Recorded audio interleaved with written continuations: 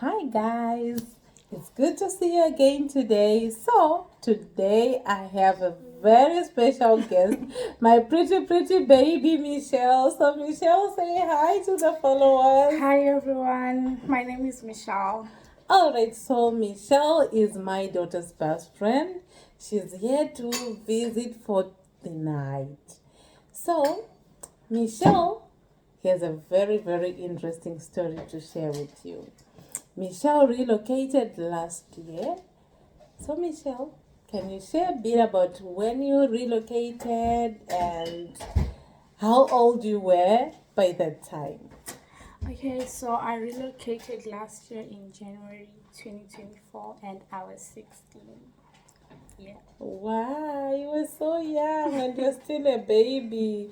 So, Michelle, when you relocated from Zimbabwe to New Zealand, in which form were you? So when I relocated from Zimbabwe, I was in Form 3, which is year 10 here in New Zealand. Yes. So, when you come from Zimbabwe, did you join year 10? So when I came from Zimbabwe, I didn't join year 10. So when I went to the school, they were like, "Oh, your age mates are already ahead of you. So it's up to you if you want to um, repeat, so that you can do year 11 or you can go year 12." So I was like, "No, I don't want to learn with younger people than me." So I was like, "No, it's fine. I will manage." So that's when I like skipped my form 4, which is year 11 here, and then I did my form 5. Now I'm doing my year 13. Wow, that's interesting. So tell me, how do you feel about the education, the school setup?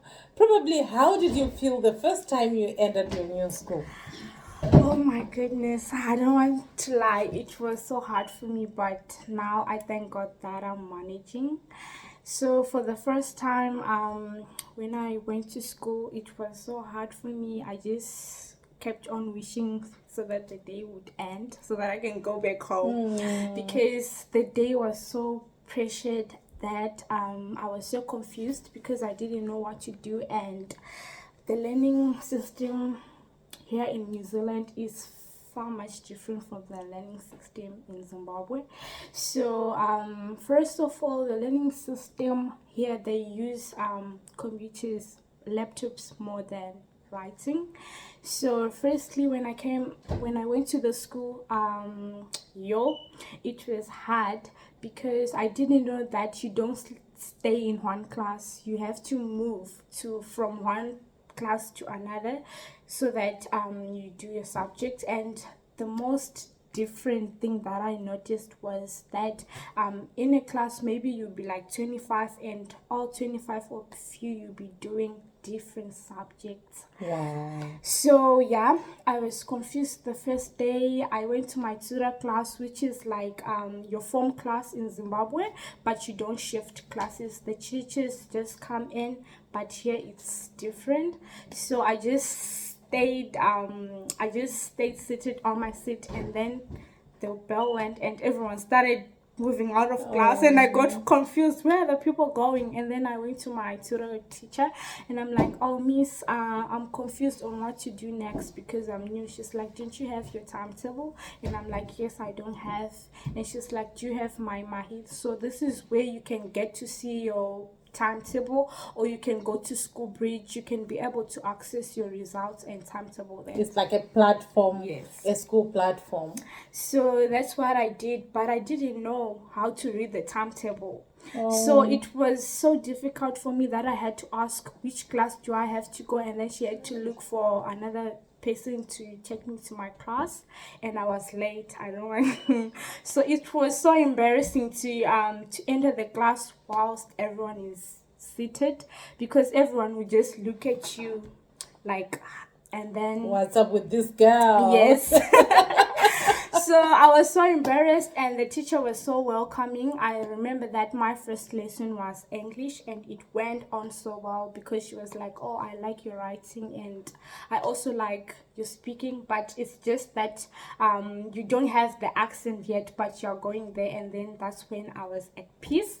And then after that lesson, I had to walk out of the class again, but I didn't know where to go, so I had to ask another teacher, what am I supposed to do? That's when he explained to me how the timetable works and showed me around the school. That's when I started knowing what to do. And then when it comes to the assessments or the test, it's different again, because here they like give you a topic and then you are just asked to go and research on that topic, and then you read, and then the next thing is they give you an assessment, which is a test. So after the test is marked, they just publish your results on School Bridge, which is so cool, and that's fancy because you get to see your results direct and you don't have to wait for them, because once you're done. And so they have unit standard and unit standard text, and they also have internal and external. So the internals, you do it in class, where it's a open book assessment, where you get to write your test. Hold on, Michelle. What is open book? So an open book assessment is whereby you write a test, researching answers on internet, maybe in books, and help you to get answers. And here I think everyone passes, because the only thing for you to pass, you have to get achieved. And if you don't get achieved for the first time, if the assessment is resub, they get to give you the assessment again, and then you rewrite, and then you can get your grade, which is so cool. Wow, that's interesting. So guys, you heard that our kids will always pass. They always make lives easy for the children. They don't need to struggle, or they don't need to be depressed about if I don't pass the exam. But tell me, Michelle, how did you feel because of these changes that you experienced? So I felt depressed. I was emotionally damaged. I don't want to lie, because here it was a new country. It felt like my life had restarted again in a place where no one knows me and I don't know them. So yeah, but as for now, I'm enjoying, everything is flowing, and I'm happy about that, because I now have a full understanding of what I'm doing. Yes. All right, off the school premises, let's go to the general environment in New Zealand. How did you feel when you relocated? So I felt, firstly, when I was coming to New Zealand, I was so excited that I'm moving to a new country where I will get to see fancy things. To be honest, New Zealand is nice. It's a nice country. It's really beautiful. Yes. So when I got to the airport and my dad was coming to pick me up, me and my family, I was so excited. We got home. I started eating. But one thing that surprised me was, in the area, it was so quiet. And I'm like, what? But I just had to keep it to myself. And then I continued. And then because we arrived in the morning, I had to sleep. I was so tired because the flight was so exhausting. So I had to sleep. So during summer, the sun sets at like 9. Yes. So I slept. I think I woke up at 8 p.m. And then I'm like, oh, is it morning already? And my mom was like, morning? No, it's not. We still want to sleep. And I'm like, but I don't even see people outside to show that it's morning or afternoon. And then my dad was like, oh, you left that behind in Zimbabwe. Because people here, it's rare to see people outside, and that was their true. own business. They mind their own business. And I got to see my neighbor, I think, about 4 months when I started living in that house. Wow. That's when I was surprised that I have a neighbor. 4 months later. Yes, and I'm like, oh my God. But the neighbors is just saying hi. There's no talking. Maskera say, Mamka say. No. I need to go here. No, everyone just mind their own business. It's in just, their own houses. hi, and then you go where you're going, which is like Yeah. something that I was not used to because I lived a social life. The ghetto in you Yes. was like, oh, Michael is left and behind. and the most exciting thing was every weekend or when my dad is off, we used to go shopping. So like when he started working, so we had to like minimize the days of going shopping.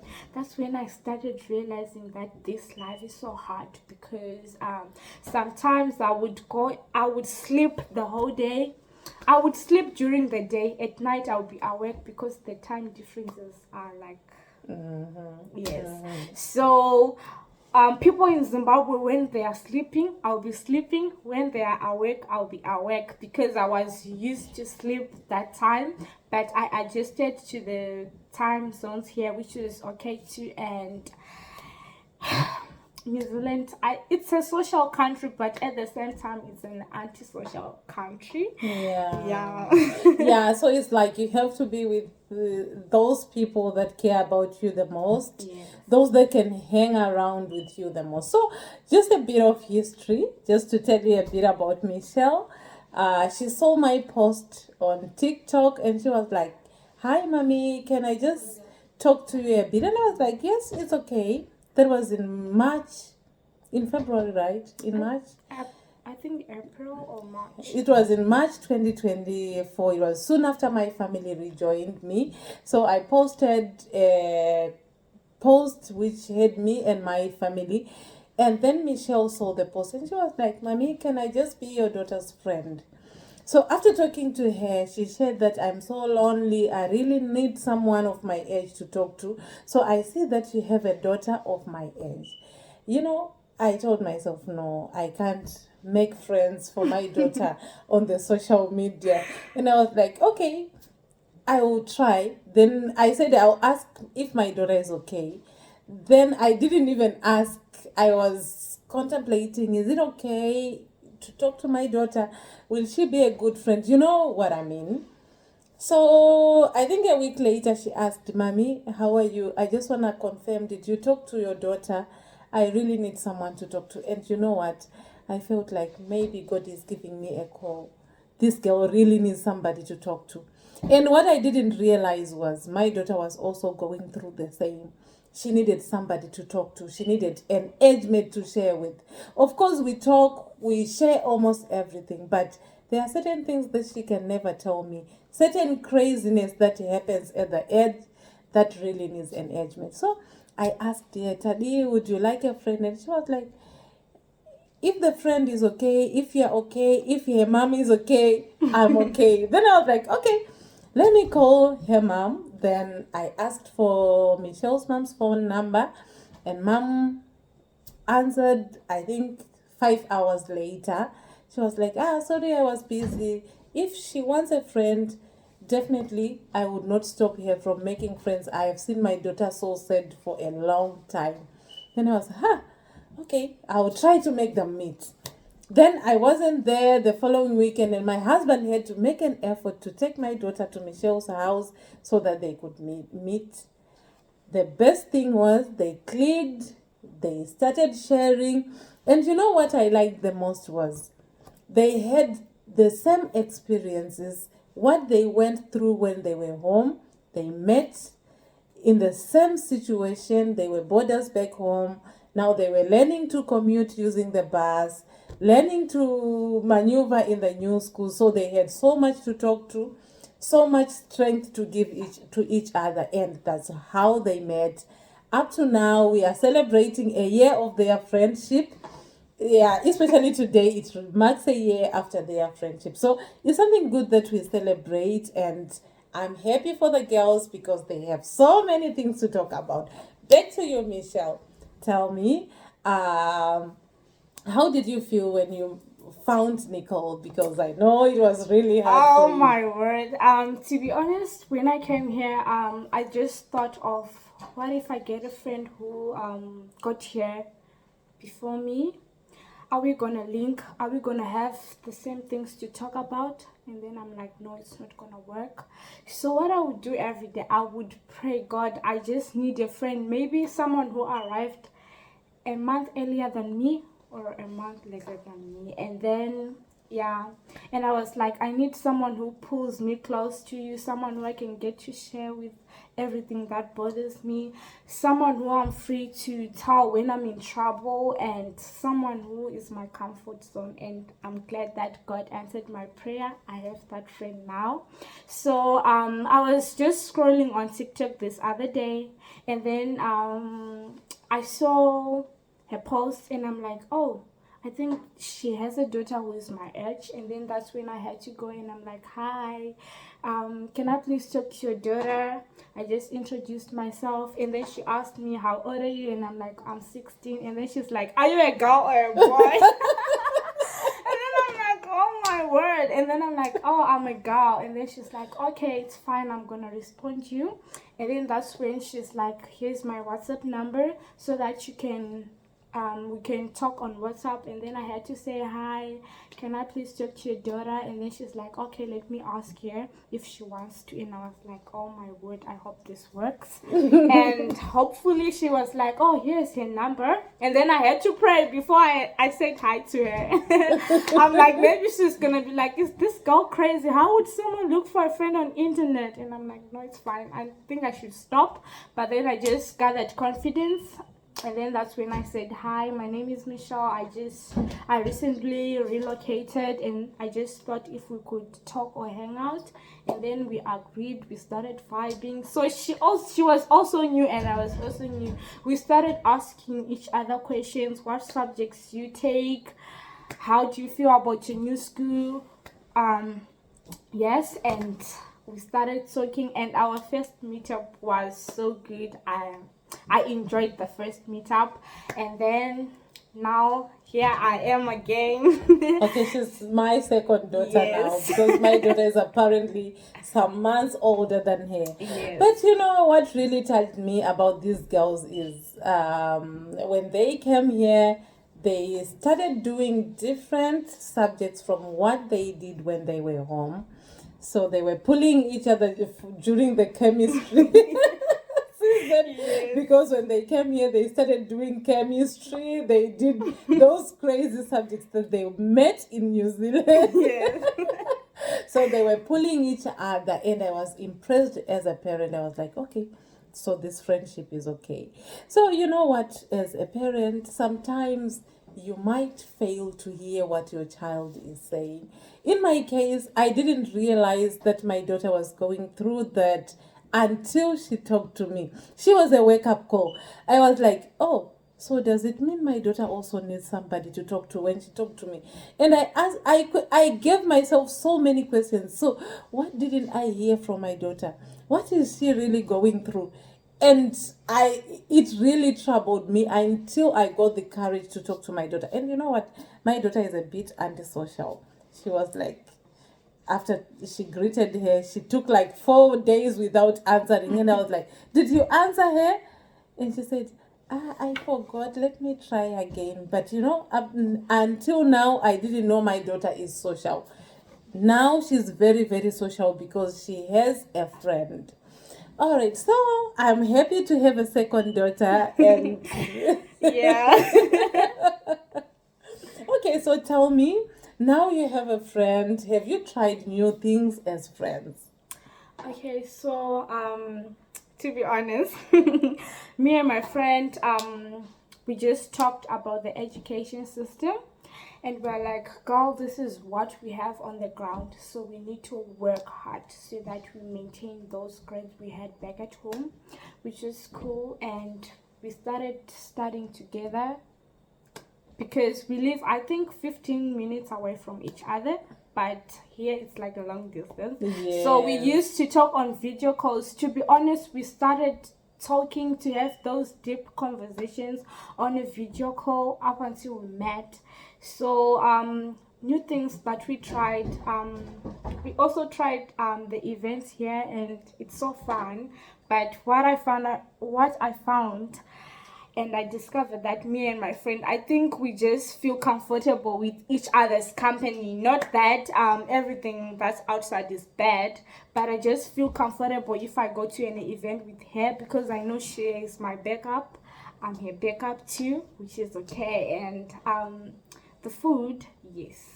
I tried the Samoan food. I don't know the name, but it was so good. Oh, Yes. that's interesting. At least you're trying. Mm-hmm. And so tell me, Michelle, do you like it here in New Zealand, or you feel like one day I'll go back home?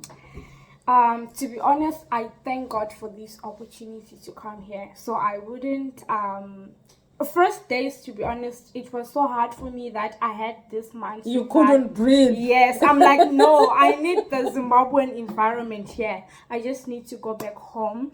But with God's grace, everything just falls into place. Now I have a family here. I just feel like I'm home. I'm in Zimbabwe because I have a family here and I also have many siblings now, which is great. I feel comfortable. Yes, I would like to go back home to visit the other relatives we left back at home and some other friends.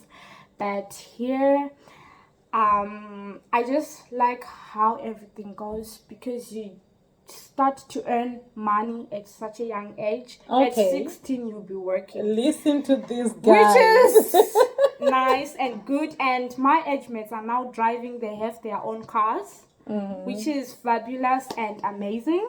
They get to work.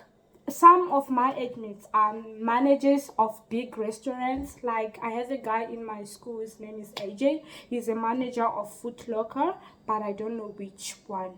Oh, Where is it that's located? And he's interesting. only 17. Wow. So, And to be honest, that inspired me that I will manage. I will manage. Yes. as a parent, I am humbled because at least you have something that is inspiring you. But however, the protective African parent in me will be like, will my daughter manage if she goes to work? Probably she needs a few more months to Yes. you know, I think this the Zimbabwean mentality that I have to work on, like I have to work on my self first so that I can allow my daughter to go to work.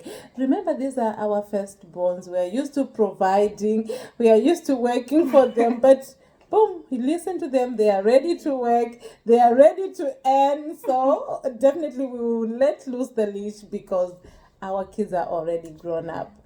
So tell me, Michelle, what do you miss most about Zimbabwe? Firstly, what I miss about Zimbabwe is the environment. The Zimbabwean environment is so welcoming, and I also miss the food. Yes, here we What get exactly? so here we get to eat sada and stuff, but you know the fruits majanje, they don't have that Yes, here. mango. Mangoes straight from the tree. You get to climb the tree and you grab your mango and then you just Those get it. little mangoes, you know the ones that I Yes. mean, I also miss them. Mm. And I also miss some of my friends in Zimbabwe, which is like and we also miss the schooling system in Zimbabwe. You know, here everyone just mind their own business at school. Yes, there's drama there and then, but it's far different from Zimbabwe. I You're know used to school- drama. Yes, and Drama is your second name. so yeah, it really surprises me when like people are just pushing each other and then people gather to see, oh, they're fighting. I'm like, girl, we have more than this in our country. People really fight, and here it's like if people start to shout at each other, they just gather and you see the next thing. You can hear, let's say you're in B block and they will be like, oh, there's a fight in D block, and then you run and you get to see people pushing each other, move out of my way. But in Zimbabwe it's different because when they say there's a fight, It's there's a real one. fight. People will be fighting. Oh my goodness. Okay, so you know what? I always people say I'm un-Zimbabweaning myself. Actually, drama and nonsense is our second name. So un-Zimbabweaning ourselves is a bit hard. I understand where you are coming from.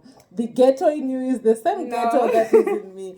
All right. So tell me more about those bad experiences that you had when you come here, like the general experiences. Have you ever faced discrimination? Because people talk about discrimination, people talk about so many things. Have you ever experienced that?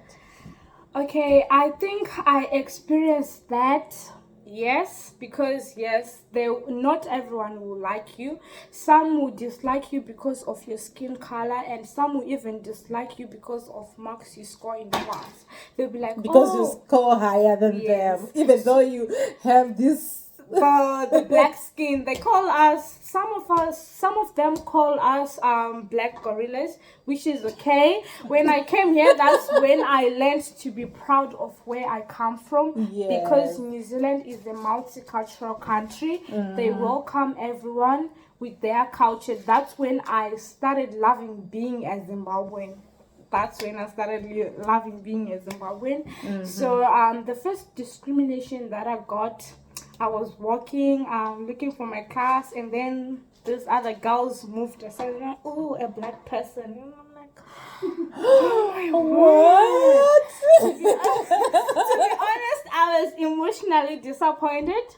I just comforted myself and I'm like, it's okay, this is not I'm your actually country. black. Yes, I'm black. And then I went back home. I'm like, Mom, this is what they did. And my mom is like, my mom is so fun. She's like, Michelle, so do you have to worry about someone calling you black? Are you white? Are you white? No. Are you black?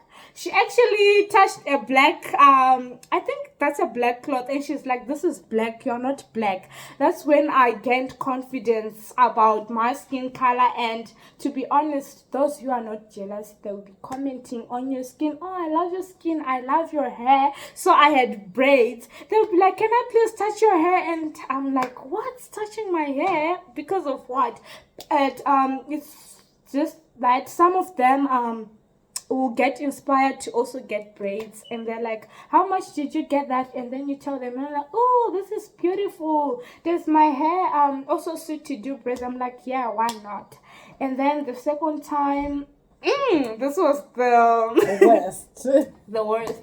So in class, I don't want to talk about the race because it's gonna Yeah, be don't talk about any names as well. So in class we were sitting, there was a girl beside me, and the three of us sitting on one desk. So the other girl didn't like me, so she had to shift places.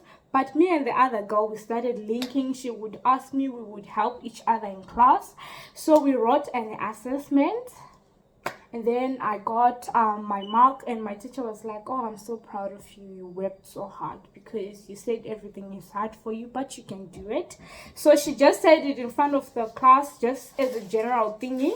So my paper was on the desk, and her paper was on the desk, and she didn't pass. So she just grabbed my paper. She didn't ask me. She's like, oh, so you got a higher mark than me. I thought you're someone who doesn't know anything. Oh. To be honest, that was the hardest moment for me, and I started questioning myself, am I not worth to have a high score than anyone? But the Ganvosta in me was like, no, it's okay, you can manage. And then the teacher was like, oh, why are you taking her paper? And she's like, Miss, why did she get this and I didn't get that mark? Oh. And she's like, because you didn't do what the assessment says. And she's like, oh, did you start doing favors here? And the teacher was like, no, I'm not doing any favors, so I need to take both of your papers to for moderation, so that other teachers can see if I did a favor or what. And then that's when our papers came back, and she still got that mark she was complaining about. And then this other day, she's like, I was writing, and then she pulls my book. She's like, can I copy your answers? And then, the hardest part was when I asked her, why did you take my book? And she's like, you Africans has been enslaved by us, so I'm going to slave you. And I'm like, slave? She's like, yes, so you have to do everything for me. But to be honest, I just told myself she's a girl who's like me. It's just the skin color which is different, and I stood up for myself. I'm like, I'm not going to do anything that you say. If you want to eat me, then you have to eat me. If you want to take me back where I came from, you're actually welcome to do that. And to be honest, if you speak against those who discriminate you. Trust me. From that day, she started respecting me, asking me nicely. Yesterday, last year when she was leaving school, she's like, "Oh, I'm gonna miss you. You were such a nice person. I'm sorry for what I did. I just thought maybe you're someone who's rude." And to be honest, it's just because of the stories we had of African people, but I have learned to respect everyone and to treat everyone is fair. And that's why I was comparing myself to you, because I never thought you would do that. Yeah. And yes. So, guys, listen to this, and that is the very moment when you are relocating and your child is experiencing this.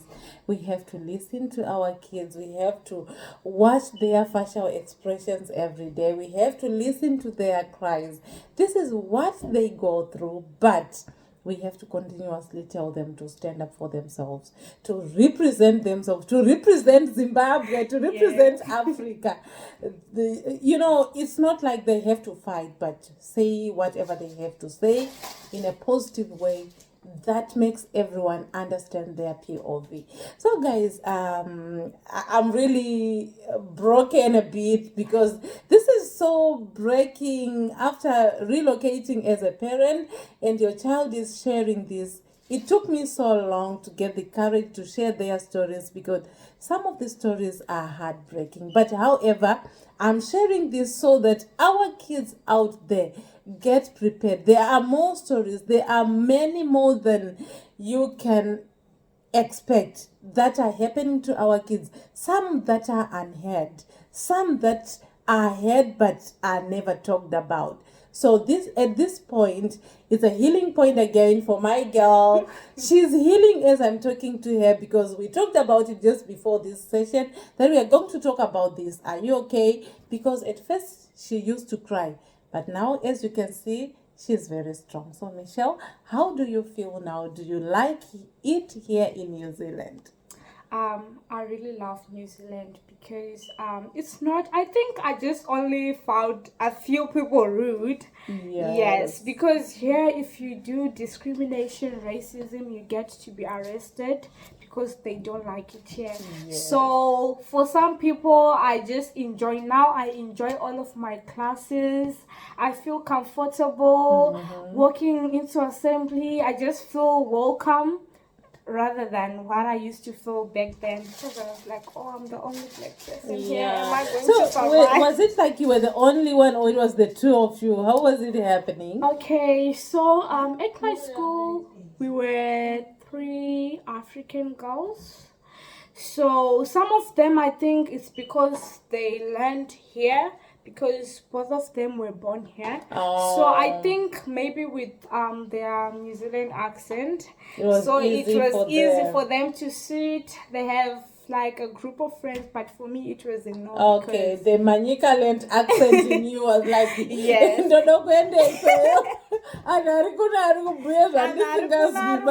Andisingazwi kwete kuti unenge usingatauri chirungu, aiwa chirungu unenge uchitaura asi accent panenge ari kubhuya zvausiri kuzwa ba zvaunenge usiri kuzwa.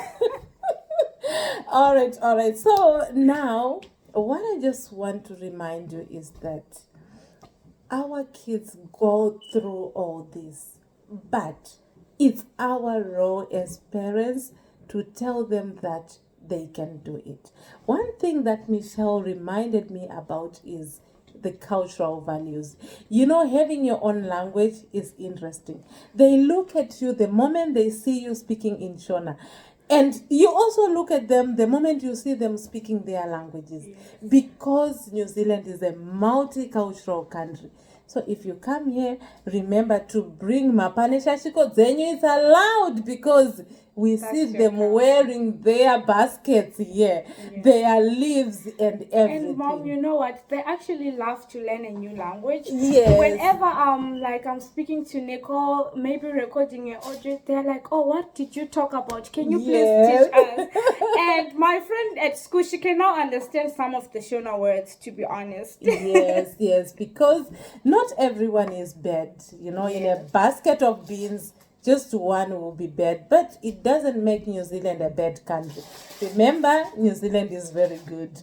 We have the access to education. We have the beautiful scenery around us. We have beautiful people around us. Those who are bad, that's their own business. Hope to see you in the next video. Thank you very Bye. much. Thank Thank you, my you. girl, for the video.